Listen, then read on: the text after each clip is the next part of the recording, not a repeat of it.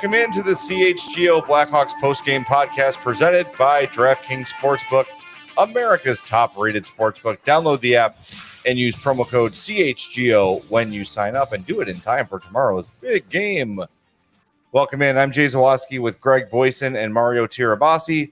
Hawks lose 4-1 in Winnipeg after a late night start, a 9-16 first puck drop. We're going to break it all down. But first, want to welcome everyone to our YouTube page. Thank you for tuning in live. We're going to get to your comments as the show goes on. We've got someone checking in from Thailand right away. Birchke, thank you. Make sure you smash that like button. Make sure you're subscribed to the YouTube page as well. If you're listening to the podcast, make sure you are following or subscribing there too. That would be very, very helpful. We're going to get to Jets and Hawks. We're going to get to some other Blackhawks prospects that had a pretty exciting night tonight. And later in the show, we're going to make fun of an old Hawks rival because they certainly earned it in this in the ceremony they had today. So welcome in. Thanks for being with us. We appreciate you staying up late with us. Again, feel free to hit us up in the chat. We'll do our best to get to your comments as we go. But fellas, Hawks lose 4-1, like we said at the outset of the show. You know, this was a game in which the Hawks overall played pretty well. It's a talent gap. Winnipeg is really good. They're a strong team, finally sort of playing to the potential everyone thought they could play to for the last few years. And the Hawks just don't have the firepower. So a 4-1 loss feels about right against a team like the Jets. For the fourth time this season. Like, it was the same exact game we've seen against the Jets already 3 times. So, it's kind of funny. The Jets get rid of Paul Maurice and they start playing up to what the paper says they should. Paul Maurice goes to the Panthers, and all of a sudden they go from President's Trophy to not making the playoffs.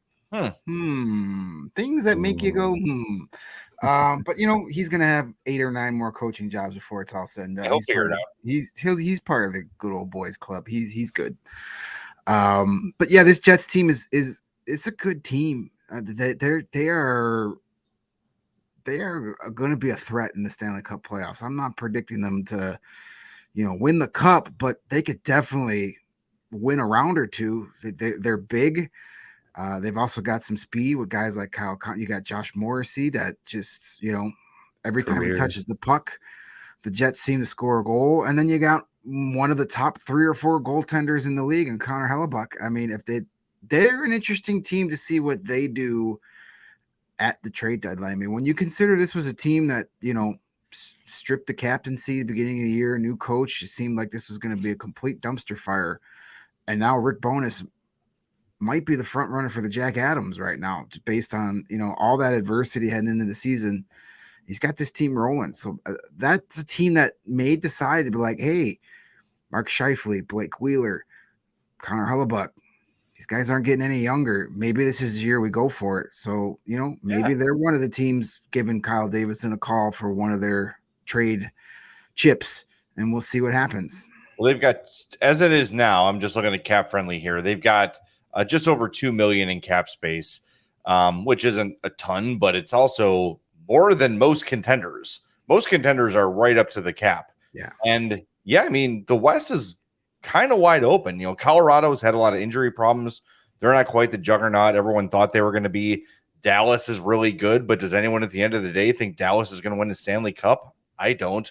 I think the West is there for the taking. They get Patrick Kane, they will make that trade. Boys. Yeah, but the Jets are a team that can say, look, like, if we can add a real impact player here, they could certainly make some noise. And look, they might not even have to. They might be good enough to make a run to the Western Conference Final or the Cup Final as they are. Because, like you said, Connor Hellebuck is a top goalie. They've got speed. They've got size. They remind me kind of the Calgary Flames. They just don't have that ultra star power, or maybe that's less accurate than saying they don't have like a household name star. Like Wheeler and Scheifele and Morrissey are all really, really good players. They just don't have that like Kachuk, Gaudreau, like household name type of guy. Well, part of that's because they're in Winnipeg. Yeah. But yeah, I think there's a top to bottom team that is really going to challenge, and the comparison to Calgary I think is really good. The difference there is if you're if you're asking between Jacob Markstrom or Connor Hellebuck in a 7-game series, give me Connor Hellebuck 10 times out of 10. Yeah. Even before Markstrom struggles this year. Yeah, absolutely. Like that's a guy who could challenge for, some Vezina votes this season, when it's all said and done. So yeah, this Jets team is really good, and not a whole lot, changed with the roster. It was a lot of behind the scenes and behind the bench changes, and it's interesting how sometimes a turnaround doesn't need to go with a tear down. It's not the case with the Blackhawks, but for some teams, sometimes it's just one or two small tweaks makes a big difference. So they're a good team. Josh Morrissey really loves playing against the Blackhawks this season. As far as the game, first period was good. Third period was better than the first. The second period just sunk Chicago, and it's kind of tale as old as time when in this matchup. So we were talking about it before the show, like as far as like how much games matter, at least over the next 2 weeks. Like this is kind of really the start of like it really doesn't matter. Like these games, especially tonight, 9:15 p.m. start. It's just in the way. It's just in the way between now and March 3rd. And I hate to be, because it bothers me when people complain about the late starts. Like it's part of the job. But in fairness, like these are two Central Division teams that play in the Central Time Zone, and I know you're trying to accommodate Hockey Night in Canada. That's cool, but then don't have your extra ceremony before this game, or start your ceremony early as you see the first game in Hockey Night in Canada is about to wrap up. Start the ceremony then, so the puck drops close to on time. They're 9 minutes late from what the puck drop is supposed to be. Just so everybody knows, if it says a 7:30 start, puck drop is 7:30, 7:35. That is like the official puck drop time. These are things I learned when working at the hockey broadcast and radio, and you got to time up perfectly. 37:35 is the official time of the start. So that was a 9-minute late broadcast, so you could have two kind of lame anthems and a center ice presentation. That anthem thinger was it was interesting. She had an interpretation. She was emphasizing syllables that usually aren't emphasized, and had some pauses. She's trying to be breathy. And the parts. Yeah, I mean, it was a thing. It's it's not all about you. Have you guys seen on either Instagram or TikTok? I don't know how much you guys peruse the TikToks, but there's an account called There I Ruined It. And I love that. All they do is just screw up the like pitch and like timing of different songs. That's what it felt like to me. I just saw one that was Notorious B.I.G. to the tune of the Super Mario Brothers 2 theme song, and it's glorious. I love it. And I was one of the guys griping about the late start, and that's because it was also 9:16 in Winnipeg when this game started. If this game was in Edmonton or in Phoenix or in Los Angeles or San Jose, where it's 7:00 local time, then there's nothing to complain about it. But it's a 9:16 start in Winnipeg too, and that town like shuts down completely. Everything closes by 10:00 there. I mean, that's a small town there. So like, I don't get it. Okay, fine. I know Hockey Night in Canada, but can they have one Saturday where they don't have a doubleheader? It's the league's fault for sending Calgary and Edmonton and Vancouver all out on the road at the same time. There were none of the Western Canada teams playing at home. Well, and they had 15 games today, and a couple were starting at like 11:00. Yeah, but all the Canadian teams were out east. There were no West Coast Canadian. This was the furthest west, so I guess that's why they picked it. But why did it? I don't know. Whatever. It's Canada night, Hockey Night in Canada. Apparently, it dictates whatever it wants, and it's look. I mean, it happens. It's it's a 1 or 2 time thing per season. But the only thing that irked me was the bonus ceremony at the start. Yeah, like you could have started that earlier. You had plenty of time. You had people in the arena. How about that starts at 9? And then you do a little like ice capades or some nice lights on the ice and some lasers, and then start the game on time. That's the only complaint I have. The other complaint I have, and you talked about the second period, Mario, and things sort of falling apart for the Hawks in there, which it's kind of been the trend all season. But the fact that Tyler Johnson. We're going to get to the Lafferty thing too. That Tyler Johnson penalty was BS too. Everyone's in the corner digging for the puck, poking away at it, trying to free it. His stick happens to hit a skate, and the guy goes down. He gets called for tripping. That's a scrum. Guys go down in scrums all the time. So that was bad. Then Lafferty clearly following through on the shot, gets a 4-minute high stick. I think we have that rule, Steven. If you can put it up on the screen, I can read it to the folks who are listening on the podcast. So this is Rule 60.1 in your NHL hymnal. It says for high sticking the puck, a high stick is one which is carried above the height of the opponent's shoulders. Players must be in control and responsible for their stick. However, a player is permitted accidental contact on an opponent if the act is committed as a normal windup or follow through of a shooting motion, or accidental contact on the opposing center who is bent over during the course of a faceoff. A wild swing at a bouncing puck would not be considered a normal windup or follow through, and any contact to an opponent above the height of the shoulders shall be penalized accordingly. So I guess if the league is looking at this, they would call that the wild swing. It was not. Lafferty was shooting and the puck was poked away from him. It was clearly a shot. Yeah. And he tries to shoot and it hits the dude in the face, and it's 4 minutes and Winnipeg scores, and there you go. And the dude in the face was leaning down into it. It wasn't like he came all the way up and the guy was standing straight up. I can't believe that. They looked at it for like 2 minutes too. Yeah. They reviewed it. And then they got the call wrong, flat out wrong. Yeah. And that was a follow through. I mean, whatever. In the long run, it didn't matter. They killed off the 5-on-3 portion of it, but then they gave up. Winnipeg still scored on that, the second half of that Lafferty penalty. But yeah, and correct me if I'm wrong, on that Johnson tripping penalty. Who was the guy that went down rather easily? Was it our buddy who took it in the weenie later in the game?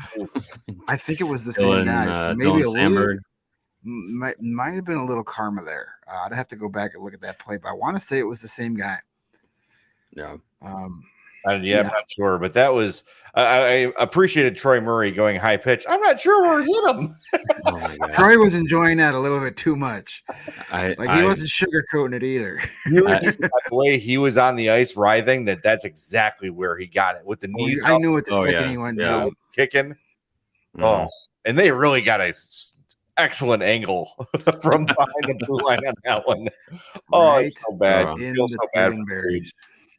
Yeah, that's brutal. Right. And then while he was on the ice, writhing in pain, wondering if he's ever going to have kids, the puck is still in play, and then somebody takes another slap shot like directly over him, like he almost got hit twice. Yeah, it was that almost looked intentional. Like, oh, he's down. Let me just blast one off his beehole while he's holding his nugget pouch. Like it was almost like teeing up. But yeah, that this game again, fellas, like we're just sort of dismissing it. Like, yep, I think this is the kind of thing that Hawks fans want, right? You want a game where the team looks okay, they're not embarrassing themselves, they're in the game, and they lose. That is the ultimate perfect outcome in this game. Yep. And Columbus upset Toronto. Yeah, in Toronto, right? Yeah, and Arizona took St. Louis to overtime. So hey, good take, Nate. Beautiful. And a bunch of prospects had good nights. Basically, between now and that March 2nd game against Dallas, the two questions most Hawk fans are going to ask when they tune in, say, did the Hawks lose? And did anybody get hurt? Those are the only things you're going to really be concerned about are the tank standings, and make sure that those guys who are going to be your trade chips don't get hurt. Well, it was really good to see Jared Tenorti play things safe in this one and not take unnecessary risks. Yeah, right. I mean, look, the whole that guy's a warrior thing. I love Jared Tenorti. The dude's a badass. That was a dumbass thing to do. Yeah. Your jaw is like mashed potatoes right now with some string mixed in. You know what I mean? Like the fact that you're on the ice is nothing short of a miracle. You were just able to remove your face cage. You had 50 to 100 stitches. Then your jaw got shattered. Maybe don't drop the gloves on an innocuous exchange in front of the bench. Especially since it was something stupid. It wasn't like somebody took a run and hit Patrick Kane from behind and you're defending a teammate. I mean, maybe he just wants Ian Mitchell to play more. Maybe he's like, well, this is dumb. This kid deserves to play. Let me injure my gut. I don't know. It's yeah. It's I couldn't. I was shocked when they cut back from the game action and it was Tenorti fighting Adam Lowry, like a legit heavyweight fight, and just watching that fight, like you could kind of tell. I don't know if both of them were, but definitely Lowry was kind of like, "Hey, I don't think I'm gonna try and like bean you right in the chin." It was they weren't. I don't think that was the full bore from both guys. And when the fight was over, they had a conversation. I have to imagine Lowry was saying like, "Hey man, like I'm not gonna try and like break your jaw, again over this, a situation that didn't really necessarily garner a fight." Yeah, and Michael says he likes Tenorti, but Wolf, can someone else jump in for the guy? There's nothing to jump in on. There was he put a decent hit on one of the Jets players, and Lowry stepped in and they chatted and dropped the gloves. Like those sort of confrontations happen 20 times in the course of a game. It was a nothing burger until Tenorti dropped the gloves. And I think even Lowry, like you said, Mario, was kind of like, what do we do? Okay. Like, why? Yeah. I think both guys were sort of half-hearted in the fight. And maybe Jared's like, please don't hit me too hard. Like, let's just do this symbolically. I think it was one of those things where like felt like the natural instinct of Jared Tenorti kicked in. And the second, like they started going, he was almost like, oh crap, what am I doing? Like, I forgot. I'm hurt. Can we not do this? Well, kind of make it look like we're doing this, but not do it.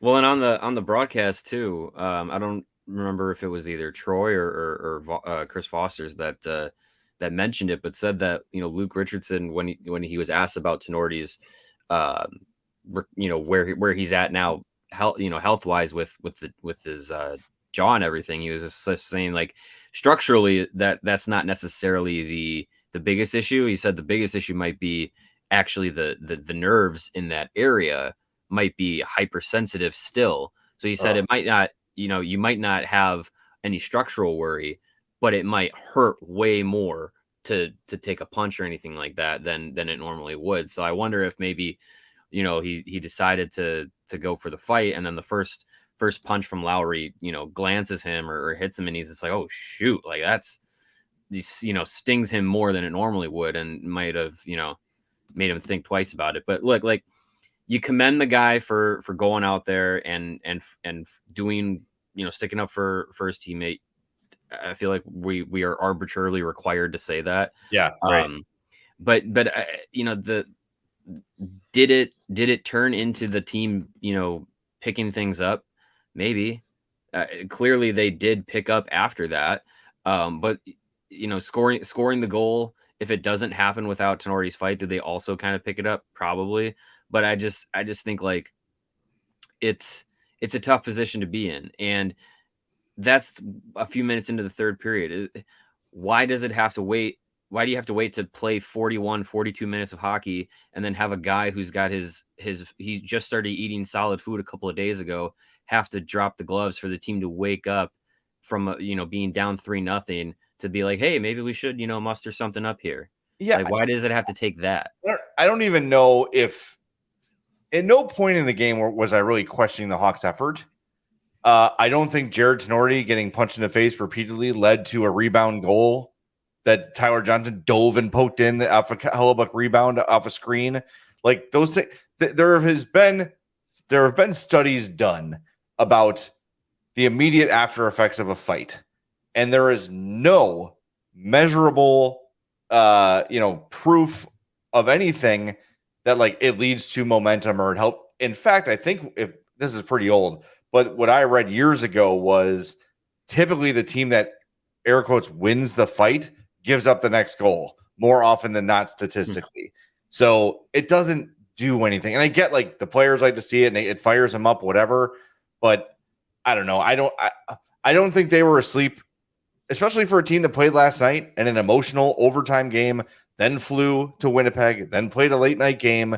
They had every excuse to be flat, and they played pretty well for 60 minutes. And I don't think the fact that they happened to poke a rebound past Hellebuck after the fight that's a coincidence to me. I don't think it's causal. As I've always said, hockey players walk a very fine line between bravery and stupidity, and we saw that with that. And I hated the fact that the Hawks played well and scored right after that goal. Because then, of course, I love Chris Foster's and Troy Murray, but of course, we had to hear that BS about, well, look at Tenorti. He's got this team all playing well ever since that happened. Give me a break. I'm sorry. No. And listen, I have covered enough games. I've watched enough hockey. I've been to enough AHL games where you see a lot more of that. And I have been to games where a leader drops the gloves, and yeah, it does change the momentum of a game. I've seen it, but that is just an overused and most of the time not true, lazy narrative to say, well, that fight got him playing well. Maybe it got him a boost of energy, but you still, more times than not, as you said, Jay, it doesn't do that. So, I just seeing that whole exchange, that whole, they see the guys dropping gloves. I'm like, that's not Tenorti, son. What are you doing? Like, come on, man. Like, give it like 2 or 3 games at least before you do it. Maybe he wanted to try it out. Maybe he was like, you know what? Punch me. I need to see if this hurts. Yeah, it was dumb. I'm glad he's back. He brings an element that the Hawks sort of lack, that physicality, but a guy who's been through, I remember a couple weeks ago when Luke was just talking about how miserable of an experience that is.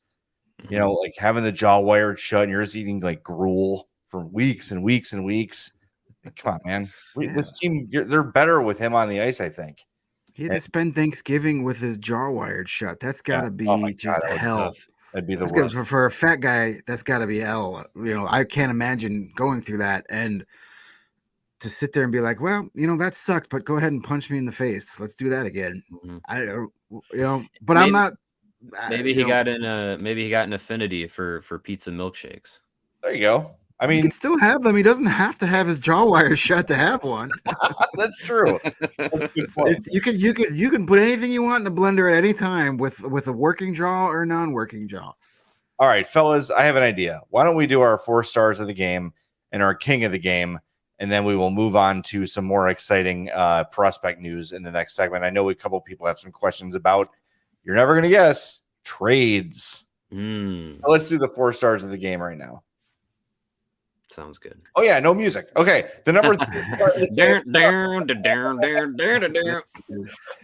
Connor Hellebuck is your number 3 star of the game, stopping 31 of 32 Blackhawks shots on goal. He was good.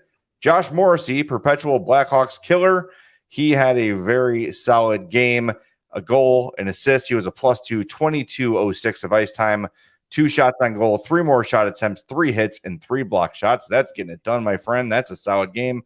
And Blake Wheeler, your number 1 star of the game, 2 goals, an assist. He was a +1, 17:08 of ice time, 2 shots on goal. So at my last count, that's 100% shooting, 2 shots on 2 goals. And he was the lone Jet who could put it into the empty net at the end of the game. That was pretty comical. So my 4 star goes to Philip Kurashev, who could have had a number of goals in this game, but just did not have the puck luck. Finished a -1, 18:53 of ice time, 5 shots on goal. Him and Tyler Johnson both led the team with 5 shots. He also had 2 more shot attempts and a block shot.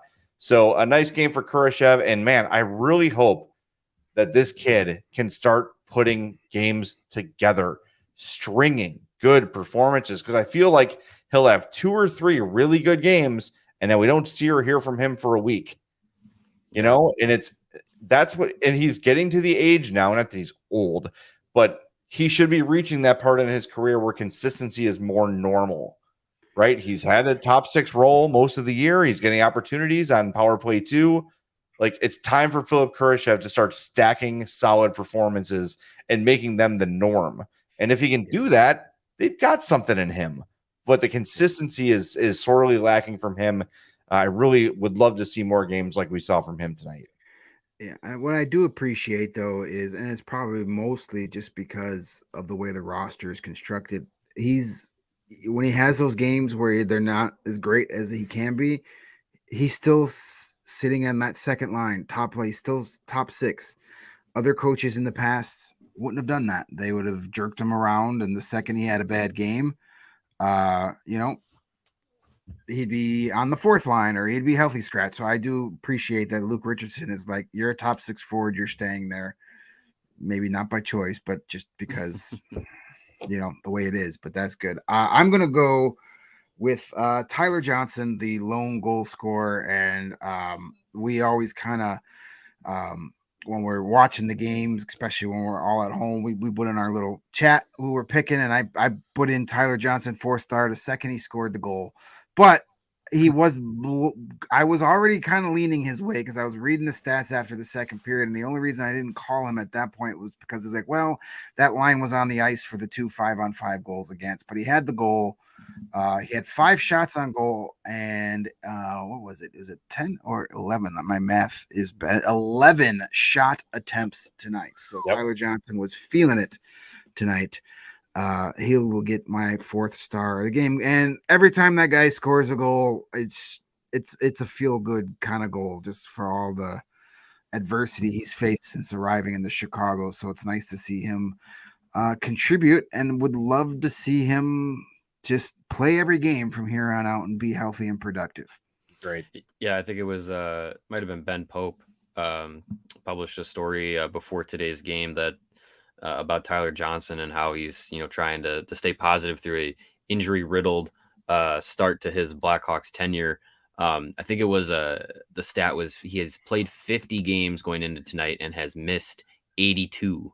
God, like, that is a minus 32 games played differential, which is not what you want to see. But yeah, being able to get on the board tonight, just be consistently healthy. Like when every game that he's been in, that when he's been healthy, I feel like for the most part he's been super effective. It's just he hasn't been able to stay on the ice. So hopefully he can string some of that together, because he seems to be a guy that clicks with this roster right now. And maybe if he finishes this season healthy, goes into next season healthy, I think next season is his last on his current deal. Maybe this time next year we're talking about a healthy Tyler Johnson who's being effective, who maybe finds his way to another team on a rental as a depth addition who's been there before, who can help another contender this time next year. Yeah, that'd be great. Yeah, 1 year left after this one at $5 million. But you get to the trade deadline, the Hawks retain half the salary, and he becomes a very desirable depth piece for a contender. And I don't know if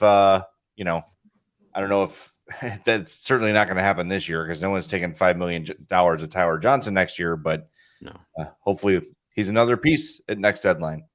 Yeah, we'll see. I'm going to shock you guys with this pick, but my 4th star of the night, and the top blue line getter, according to the Blue Lines, was Mr. Jake McCabe. He had the assist on the lone Blackhawks goal. He was had the assist, a +1, so that improves him to a +4 on the year for this team, which is a minus 61 goal differential. So that is, I don't usually put a lot of eggs in the plus minus basket, but with Jake McCabe being a +4 on a minus 61 team, that's not nothing to scoff at. His assist, I believe, came off his only shot on goal because it was a rebound. 3 blocks in 17 and a half minutes of ice time tonight. Him and Seth Jones, the 2 most effective players based off of game score tonight. And arguably, they've all season, when those 2 have been put together, they have been mostly the most effective defensive pair night in and night out. And we've talked about it before. You can trace back Seth Jones's kind of coming back upwards trajectory this season. You can trace that back to when him and McCabe were put together. So a good game tonight.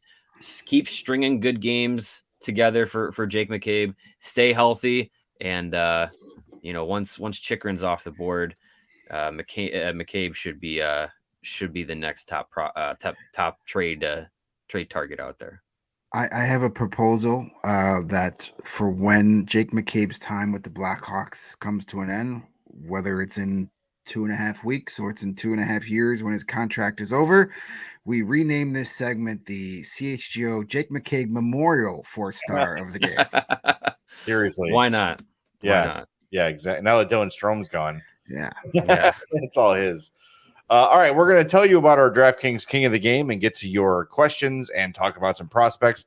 But first, Mario's going to tell you about some delicious beer. Yeah, Goose Island. Heard of them? They are the official beer partner of us here at CHGO. Recently came on as the official beer sponsor, supporting us. Chicago's beer since 1988. A match made in Chicago heaven. Us and Goose Island. Of course, if you are watching on the YouTube channel, you'll see my nice Blackhawks hat here. Got that yesterday. Yeah, that's sweet. Prior to the very successful CHGO takeover event that happened yesterday. It was a great time. We were at the Goose Island pub. I thought, you know what? I need a new Blackhawks hat. I was in the Madhouse store and I was just like, you know what? That one looks just like the Goose Island Blackhawks Pale Ale beer can design, and I don't think it's by coincidence. So I said that is a perfect hat for me to have because I love the design. I love Goose Island, and I love the Blackhawks. It's triple threat, right? Goose Island, of course, the Blackhawks Pale Ale, their limited release honoring the Blackhawks. They also have the Bulls City 312, which is a limited release honoring the Bulls. So you'll see Matt Peck definitely enjoying some of those in between hat tosses on the Bulls postgame show on any given night. And of course, the Bourbon County Stout, the Beer Hug IPA series, which if you are an IPA fan, I've heard great reviews out of that. Of course, the Green Line and Matilda as well, all part of their tremendous beer lineup. And of course, the 312, the staple of Goose Island's lineup. If you have any desire to go get yourself a 312 right from their taps, you can do so at 2 of their local locations. They're open and ready to welcome you. You can get a beer right from their innovation tanks at the Goose Island Tap Room, located at 1800 West Fulton. Or get yourself a smash burger and a fresh beer of the week at the original Clybourne Brewhouse. That's located at 1800 North Clybourne. For reservations and pickup, go to gooseisland.com/locations. Again, Goose Island Beer Company, the official beer sponsor of CHGO. Yeah, show the back of the hat. People are asking. Give me a super chat and I'll show you the back. Ooh. No, I'm not. It's not as good as the feet, but yeah, that's back. Cool. Oh, they have that. They had that neon in the atrium. Yeah, it's a little neon of. I'm sure that's Patrick Kane. Yeah, definitely. Who they're or Colin Blackwell. And you could take one of those cool 312 pizza stickers that Danny Warts grabbed a few of last night and slap that on the hat. People will think it's part of the design too. Why not? Hey, if you're slapping pizza on a hat, you can call it a Chicago hat. That's it. Cubs fans will know about that. Beautiful. Hey, tomorrow, actually later today, is the big game. Are you ready for the biggest Sunday in sports? DraftKings Sportsbook, an official sports betting partner of Super Bowl 57, has all the Super Bowl action you need. New customers can bet just $5 and get $200 in bonus bets instantly. Plus, all customers can get in on the Super Bowl 57 excitement with DraftKings Happy Hour Super Boosts. Check the DraftKings Sportsbook app every day between 5 p.m. and 8 p.m. Central to see what prop bet will be boosted. Cannot wait for the game tomorrow. I'm going to fill myself with wings and buffalo chicken dip and bean dip and probably some beef and all sorts of things. But I'm we're off on Monday. Yeah, I was going to say. Really. I'll be in the hospital, but it'll be worth it. But make sure you download the app, use that code CHGO, and get all your bets in time for kickoff tomorrow. Download the DraftKings Sportsbook app, use the code CHGO. New customers can bet $5 on Super Bowl 57 and get $200 in bonus bets instantly only at DraftKings Sportsbook with code CHGO. Minimum age and eligibility restrictions apply. See show notes for details. And Alan K., thank you for the $5 super chat. We will not show feet, but we will show hat occasionally. This is going to lead nicely into our next segment. It is time for our DraftKings King of the Game. And our King of the Game tonight is no other than Michigan superstar and Blackhawks prospect Frank Nazar. Future Hall of Famer Frank Nazar. Oh yeah. For the Wolverines, scored a goal, just toying with the Michigan State goaltender, 4 shots on goal. He had an assist on the board as well that got taken down. Michigan won that game with less than a second left in overtime. I was watching it on ESPN Plus. It was at the Little Caesars Arena, a full crowd, Michigan State, awesome atmosphere, and Frank Nazar, he announced his arrival in style, scoring the goal and then giving the phone gesture of I'm back. Man, the kid's got some swag. The kid's got a ton of skill. And Steven, I think did we send a tweet with the video of the goal that we can show? I think it was Charlie Romeliotis. Christian Krieger turned it over. Off to Nazar, a 3-on-1 for Michigan. Nazar shoots and scores.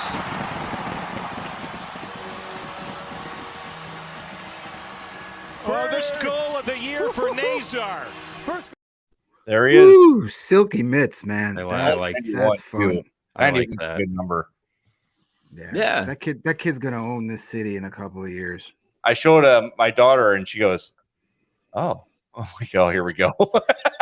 No, too young. No puck bunnies yet. Stop. Oh God. Oh Lord.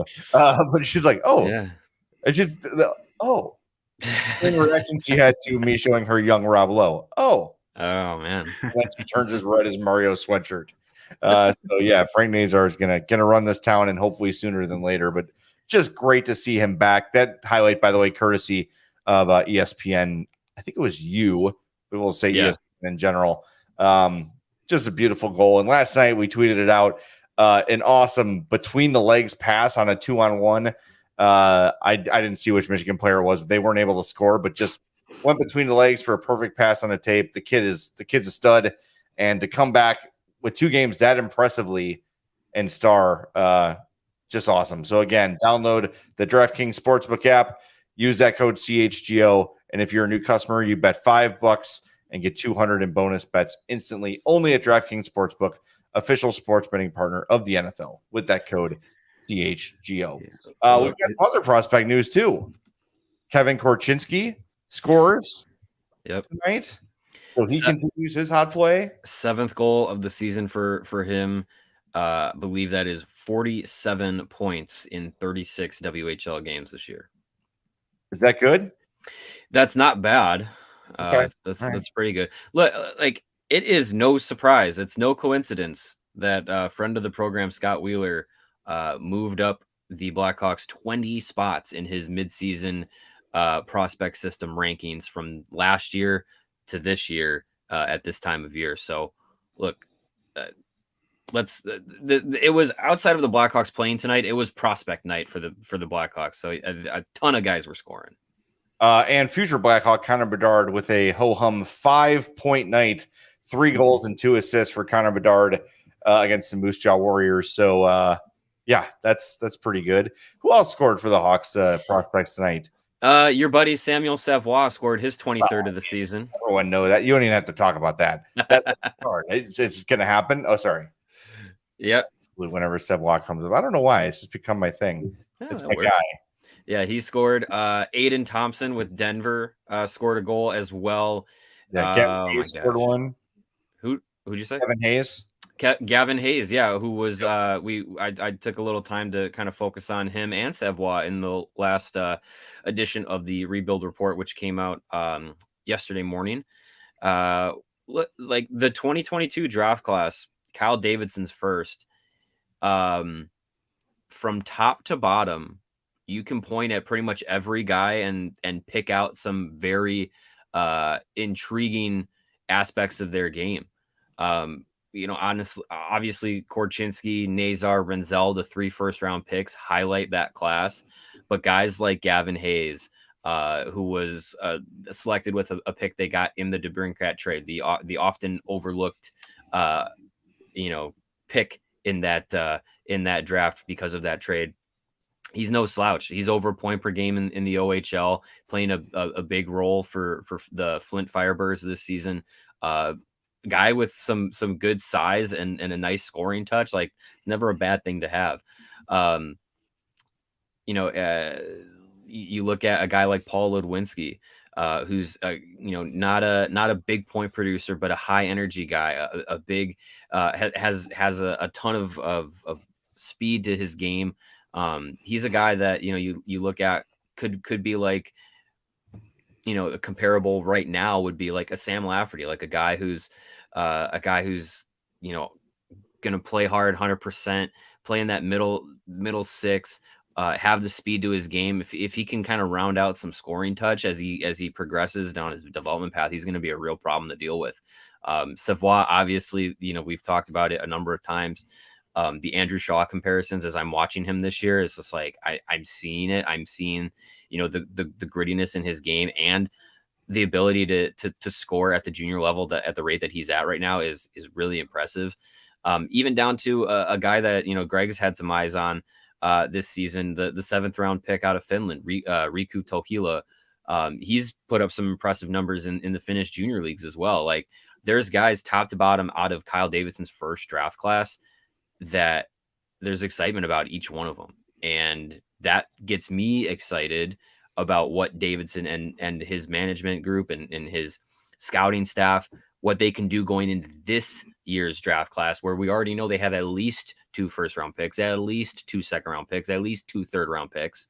Like there's some excitement, and especially in a deep draft too. Like there's really, for me personally, there's a lot of excitement to see what they can do, because what the 2022 draft class looked like initially and what it's looked like this season is you really can hang your hat on it already. It's exciting. We need to clip that for in the unfortunate if we don't get the number 1 pick, when everybody says, well, the rebuild is a failure because you didn't get Connor Bedard. Just play that, what you just said for the last 2 minutes about last year's draft class and all the picks we're going to have this year. Mm-hmm. Yes, Connor Bedard is the ultimate cherry on top of the rebuild sundae, but you can still have a pretty damn good tasting sundae without that cherry on top. Yeah. So, and a quick note, the Rockford Ice Hogs tonight. I don't know if you saw it last night. They were playing home and home series with the Milwaukee Admirals, and top goaltending prospect Yaroslav Askarov out of Russia for the Predators. They won. The Admirals won in a shootout last night. When he made the last save, he kind of like got on his back and pulled down the crossbar and was like lifting the net like he was doing bench presses. That was great. I tweeted it out on my Twitter account so you could see it there, and I loved it. It was great, but it's like, well, you got to play these guys the very next night, and the Ice Hogs, Isaac Phillips, guy we're familiar with here, 34 seconds into the game said F you and scored the first goal of the game. I was like, why don't you bench press this, pal? But the Ice Hogs lost in another shootout, a 15-round shootout tonight. They lost, and this was the 7th straight game that's needed to go past regulation for the Ice Hogs. By the way, so that's 7 games in a row with at least 1 point. But this is their 7th straight game that needed at least overtime or a shootout to be decided, and they lose in a 15-round shootout. I was thinking about this last night. Have the Hawks been in a shootout this year? Yes. Yeah. 1 or 2. Kirby Doc scored the shootout winner. Kirby Doc, Kirby Doc game. That's the only reason we remember that. That's it. There you go.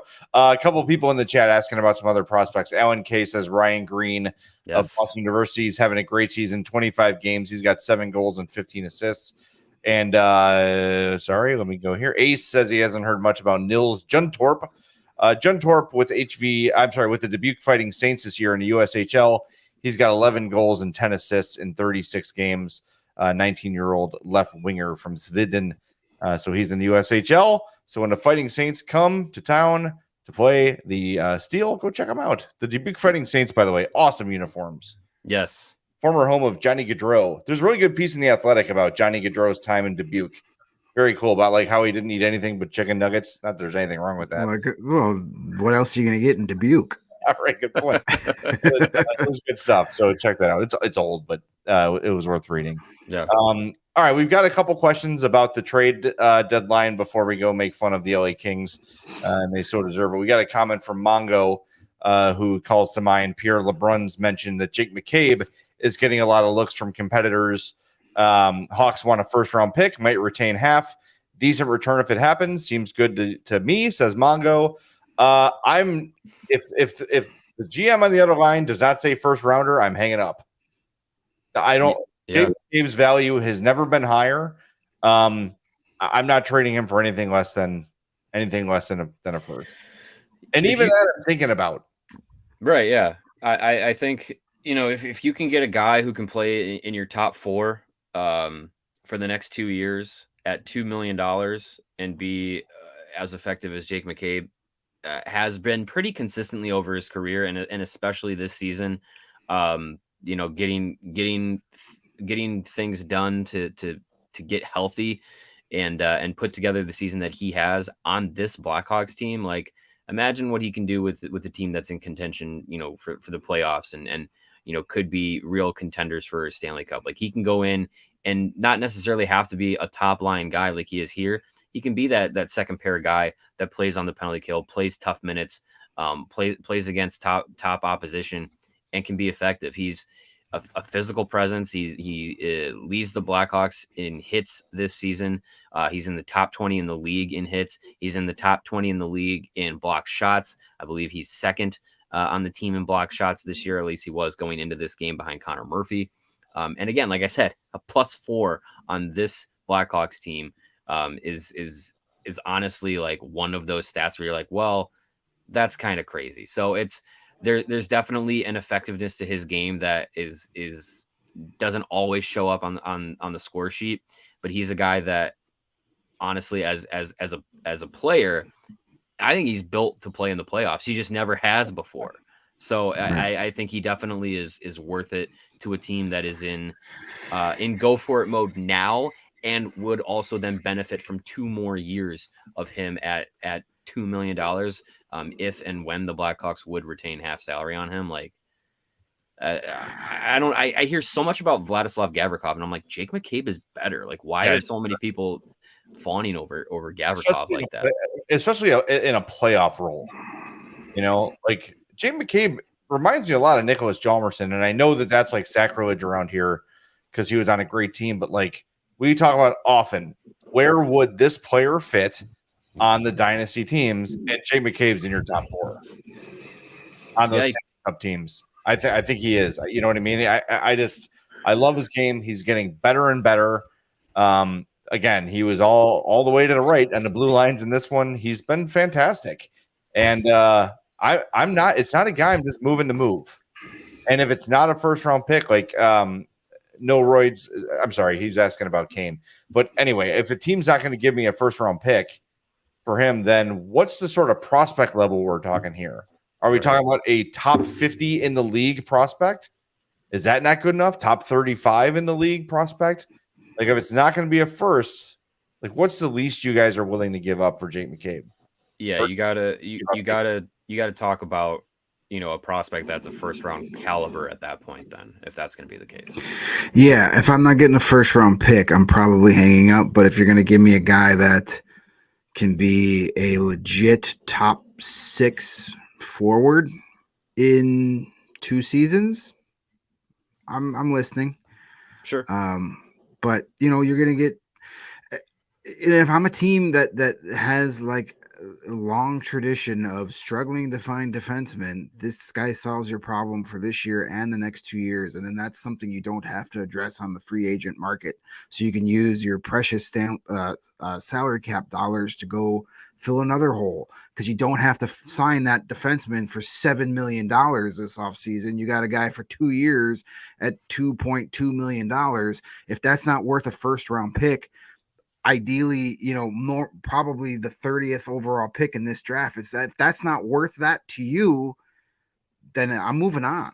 Mm-hmm. And we've talked about it for the last 3-4 weeks, how good Seth Jones has become playing with Jake McCabe. If I'm a team that has a younger offensive-minded defenseman that kind of struggles in his own end, Jake McCabe is the perfect guy to put with a guy like that. So now that player that can concentrate more on being the offensive-minded guy and be more aggressive because he knows he's got Jake McCabe to get back and help him in his own end. I mean, just look what he's done for Seth Jones. He made him an all-star for crying out loud. Yeah. But Lebowski says McCabe is a third pairing player on the Dynasty Hawks. Keith, Seabrook, Hjalmarsson, Oduya, McCabe. I think McCabe's better than Oduya. I have no problem with him being the number 5 on some of those teams. I think he would be the number 5, not based on talent, but just because putting Hjalmarsson and McCabe together kind of were a little redundant there. Those got kind of the same style where Oduya and Hjalmarsson's styles played a little better off each other. And of course, there was the Keith and Seabrook dynamic, and Hjalmarsson Oduya had that to a degree, where McCabe would probably be really good as your 5th defender with, McCabe and Brian Campbell as your third pairing and that 2010 team. Jeez. Yeah. Good. That would have been, phenomenal. Fate versus Will with a comment says only 3 salary retention slots. Got to be careful how they're used. That's true. But if you're retaining on Kane and Taves, that retention is gone after the season. You're only retaining for the remainder of this year. So then you get the 2 more. If you do the same with Jake McCabe, you've got 2 more retentions available, next year and beyond. So yes, you're right. You can only retain 3, but if you're talking Taves, Kane, McCabe, 2 of those will be gone as of July 1st or whatever date you want to place on it. Those will be gone after this year. And they're not retaining any salary on anybody right now because Brett Connolly and Henrik Borgstrom, remember them? They're buyouts, and Keith is a cap recapture. So any money that's dead on them right now is not through retaining on trades. So those 3 slots are currently open. And the Keith recapture is done after this year anyway, right? No, next year. Okay. No, it's this year, is it not? There's 1.938 left recapture penalty next year. Okay. You're right. Yep. So, and then Connolly is 1.16, actually 1.17, and then Borgstrom is $183,000 next year. So, not a big deal. But it's one night of parking receipts. That's a really good call out there, Fate versus Will. Just to clarify, you can't just do it with everybody. So, there's that. The other thing to keep an eye on, Coyotes defenseman Jacob Chikrin was held out of the game tonight against the Blues. And the PR staff said for trade reasons, which I thought was very interesting. I on PHNX before we started, and they said nothing is imminent. Our buddy Craig Morgan actually said he could play for the Coyotes on Monday, but things are heating up. You've seen Tarasenko go. It looks like Chikrin will happen soon. I hope, Patrick Kane can complain all he wants about the Rangers no longer being an option. You've got to shit or get off the pot, man. Like, if you want to go, now is the time to let the GM know, because as other teams see guys fall off the board, they're going to panic and they want to get stuff done, and they're not going to wait. All right, we really want Patrick Kane. We're going to wait. Okay, Kane doesn't want to be traded. Now all the other options we had are gone. And now the Hawks are left without a partner, and Kane's left without a destination, and same for Taves, and everybody is screwed. So they've got to act. They've got to say what they want to do quickly here, because things are starting to move. And kudos to the Coyotes for flat out saying, "Hey, we're going to trade this guy soon, and we don't want him to get hurt." Like, thank you for the transparency. Yeah. As opposed to, anytime Patrick Kane or Jonathan Taves has a maintenance day, we got to listen to on our Twitter accounts. Oh my God, did they get traded? They get traded. Like, just say, hey, we don't want this guy to get hurt. We're going to trade him. It's good job by the Coyotes for just being honest. Yeah, I think with practice being held out of practice, calling it a maintenance day, like we've seen that many times. Like there's every time, no reason to doubt every it. time he's being traded. It's like, stop. Yeah. But yeah, I mean, as we, when we talked with Danny Wirtz and Jimmy Faulkner last week, they put an emphasis on trying to be more transparent with what the organization is doing and being more transparent with the fans. So I wouldn't be surprised if we get to a point where Jonathan Taves and or Patrick Kane have publicly, the knowledge is out there that they have waived their no trade clause. If they are held out of a game, I wouldn't be surprised if the Blackhawks put out a release that said, you know what, Patrick Kane is being scratched tonight because of trade considerations or anything like that. Like if that hypothetical comes to be, I wouldn't be surprised if the team does that, something that they probably wouldn't have done in years past.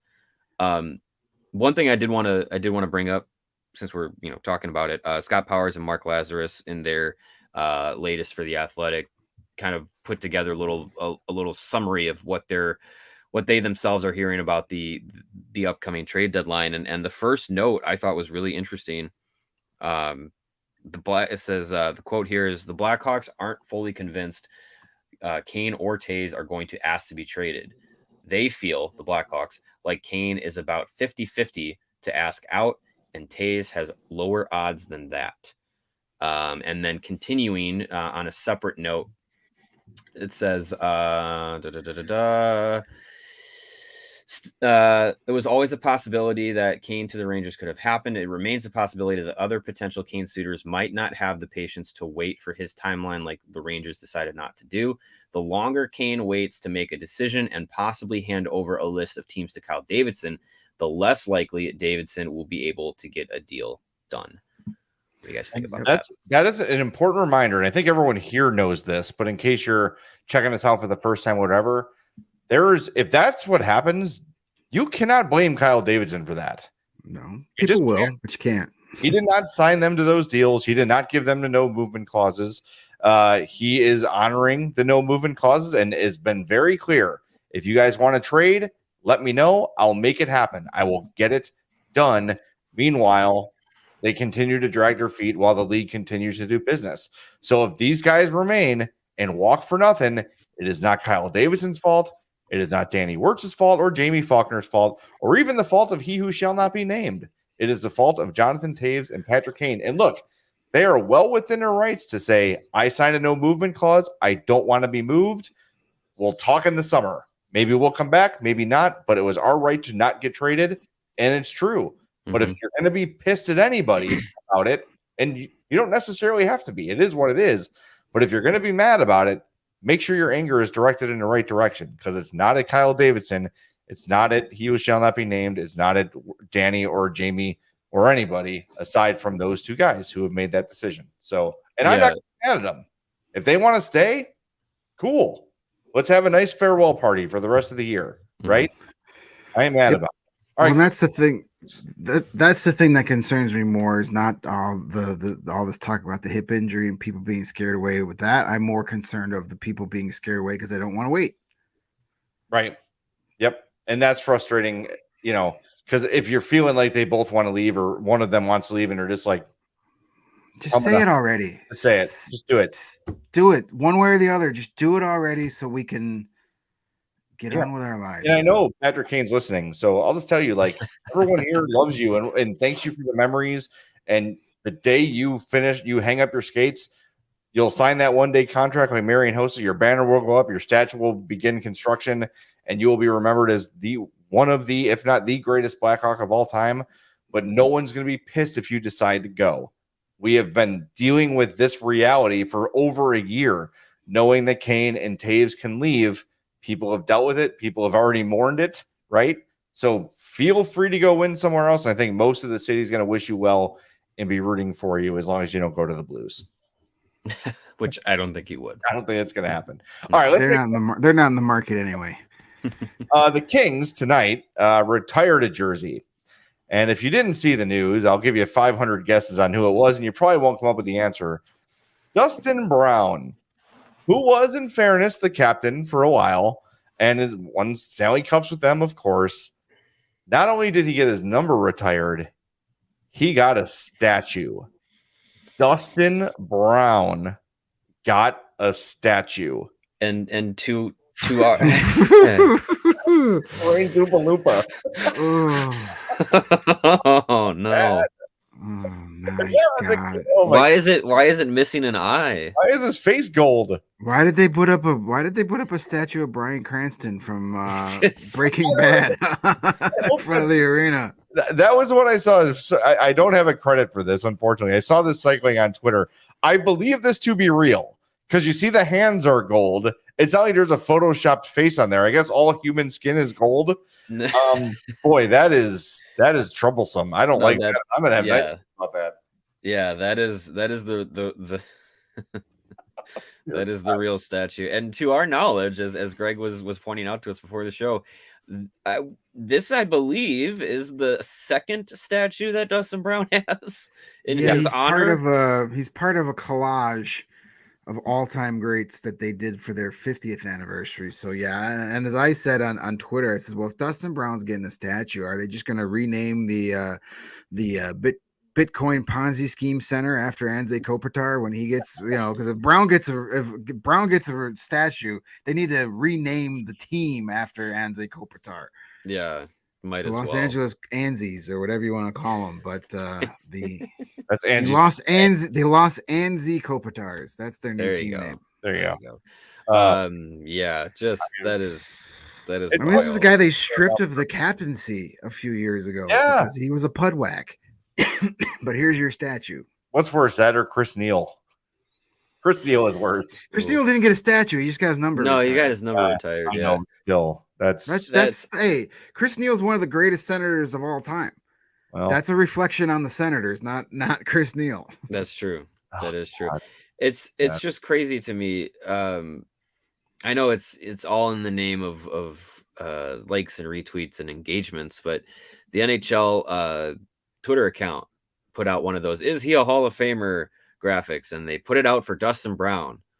And the stats were 2-time Stanley Cup champion, which, hey, great. It's 2 more than I have. Colin Frazier's got 1 more cup than Dustin Brown, so then he should be in the Hall of Fame. Yeah, right. Chris Kunitz has got 4 of them.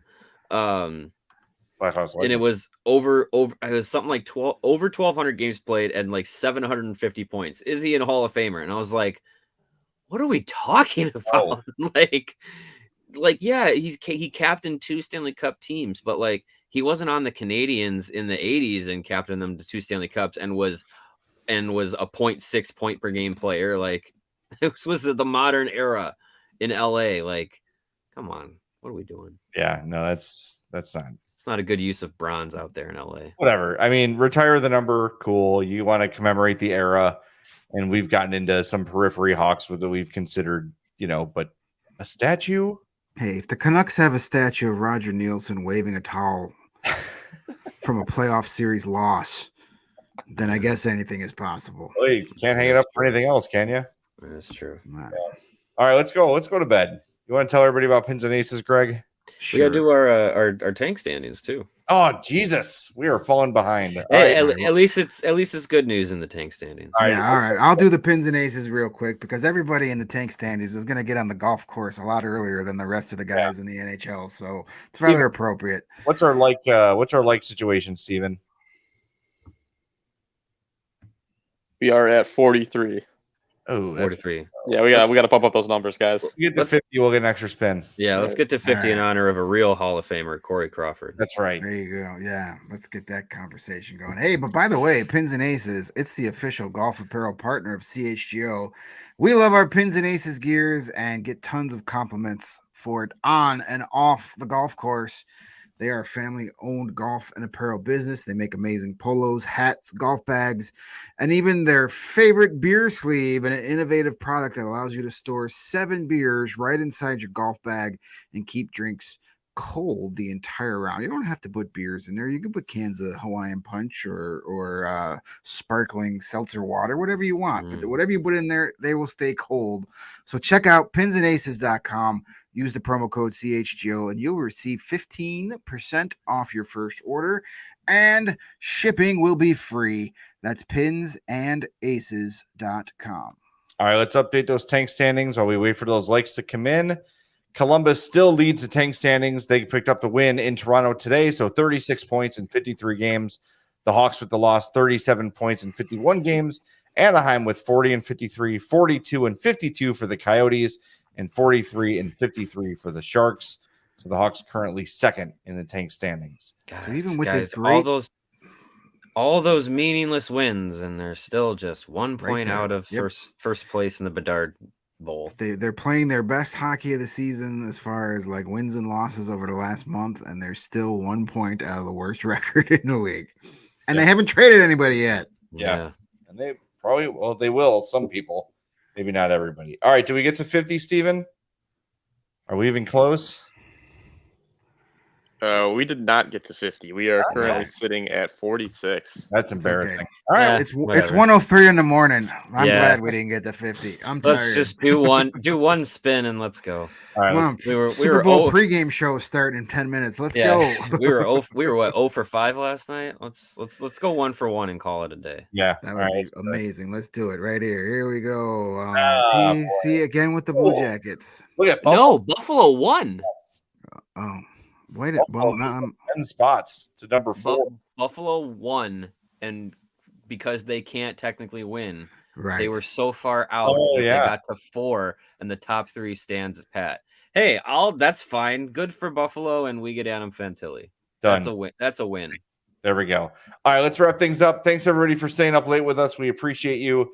We're off until Tuesday, which is awesome. I found out we're off Monday today, which was a lot of fun. Smash that like button for us. Lots of good stuff coming up. We've got our, Greg's got his Hawks history. We published the rebuild report yesterday. So make sure you're a diehard at allchgo.com. And remember, we are presented by DraftKings Sportsbook. I'm tired. It is America's top-rated sportsbook. Download the app and use promo code CHGO when you sign up. I just couldn't find the ad copy, and then I got scared. So we'll talk to you on Tuesday? Right? Tuesday. Valentine's Day. Valentine's Day show. Ooh. Yeah. It's a game, Hopefully right? we have a Roman read that night. Oh, hell yeah. It is a game night, right? Game Yes. night, I believe. All right, I'm going to the Post-game. this afternoon, so we'll see if I can speak that night. Nice. All right.